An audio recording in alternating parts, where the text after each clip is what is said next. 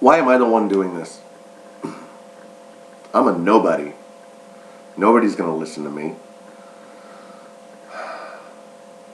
Although the response thus far has been pretty encouraging for a one-day cycle. So here I am, talking about mental illness, talking about insanity, talking about bipolar disorder, because that's what I know. Whoops.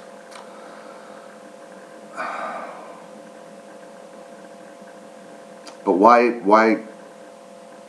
me? Because nobody else is. And I could think of 40% of musicians, rock musicians probably, 40% of actors and actresses out there who have notoriety, who have followers, who could be doing this, that struggle with this affliction.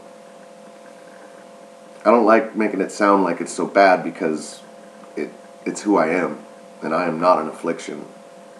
It's my superpower. But it took a long time to get it under control, and I don't even completely have it under control all the time. But there are so many out there who are even undiagnosed, and that's the bitch of it. How do you get people to treatment? Because you can't get people to treatment.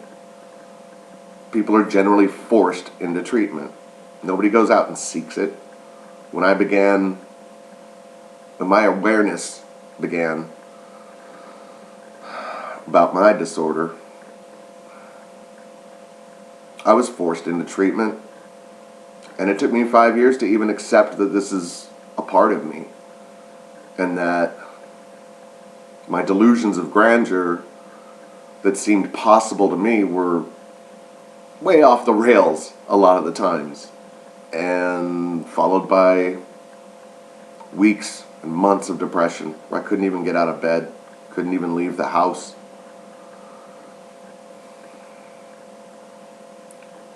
That's what it looks like. It's that friend you have who's like, hey man, I'm everybody's good time. And then, a week later, he's or she is just... And that's what you get from them. Very rarely is it an even keel. Medication helps put it there. Talk therapy is even better. Both, they tend to work. People don't want to be on medication. People don't want the stigma of going to a therapist. People don't want it. Therefore, they ignore it. And when they're isolated anyways, or they're antisocial, if you look at this guy in Roanoke who shot Allison Parker,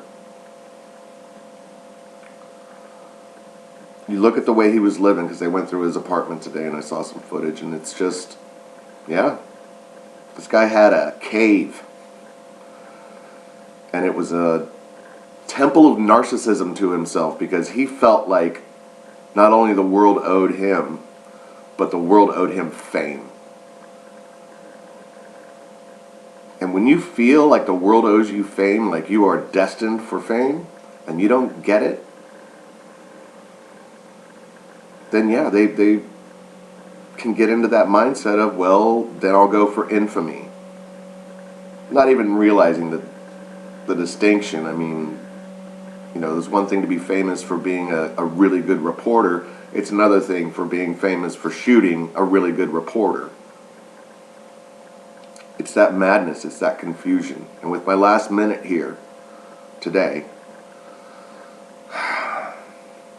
I want to speak directly to those that are afflicted, that are struggling, that are suffering. Get some help. It's out there, man. All you got to do is pick up the phone. You don't even have to leave your house. Call somebody. Start with a friend, but there are hotlines, there are websites, there are resources out there for you, man. And know that you're just not alone in this, man. It's terrifying because we're all so quiet about it, all of us. And I will address that tomorrow or Monday. I don't know if this is going to roll through the weekend or not. Have a good one, everybody.